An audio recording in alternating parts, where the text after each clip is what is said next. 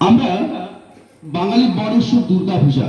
দুর্গাপূজা যখন শুরু হয় আমরা ভাদ্র মাস থেকেই, আশ্বিনে শারদ পদে যখন হবে তার আগেই আমরা ভাদ্র মাস থেকে কেনাকাটা হিড়িক পড়ে যাবে।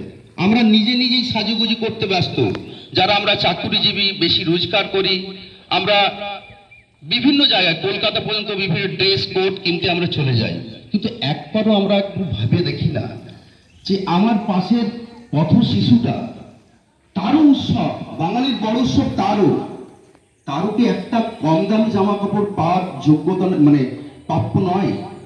সেই দিশাটা দেখাতে পেরেছে আমাদের আমলাছড়ি স্বেচ্ছাসেবী সংগঠন।